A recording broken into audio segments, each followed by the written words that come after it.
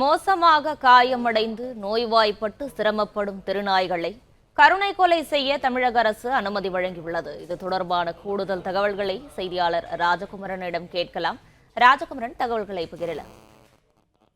தெருநாய்களால் பொதுமக்களுக்கு ஏற்படக்கூடிய பாதிப்புகளை குறைக்க வேண்டும் என்ற கோரிக்கை தொடர்ந்து தமிழக அரசை நோக்கி பொதுமக்கள் சார்பில் முன்வைக்கப்பட்டு வருகின்றது.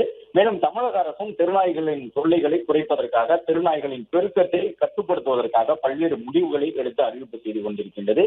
இந்த நிலையில்தான் மோசமாக காயமடைந்து நோய்வாய்ப்பட்டு சிரமப்படக்கூடிய தெருநாய்களை கருணை கொலை செய்வதற்கு ஒரு சில நிபந்தனைகளுடன் தமிழக அரசு அனுமதி கொடுத்திருக்கின்றது.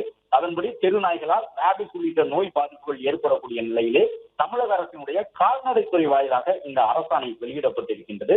அதன் மூலமாக பதிவு செய்யப்பட்ட கால்நடை மருத்துவர்கள் வாயிலாக இந்த மோசமாக காயமடைந்து நோய்வாய்ப்பட்டு சிரமப்படக்கூடிய தெருநாய்களை மட்டும் கருணை கொலை செய்யலாம் என்று இந்த அரசாணையில் குறிப்பிடப்பட்டிருக்கின்றது.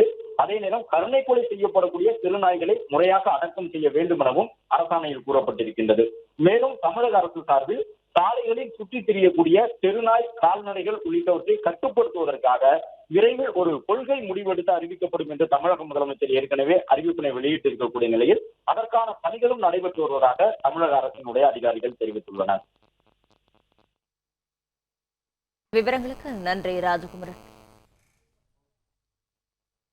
பிளே ஸ்டோர் மற்றும் ஆப் ஸ்டோரில் இருந்து பாலிமர் செயலியை QR கோடு மூலம் பதிவிறக்கம் செய்யுங்கள். செய்திகளை உடனுக்குடன் பெறுங்கள்.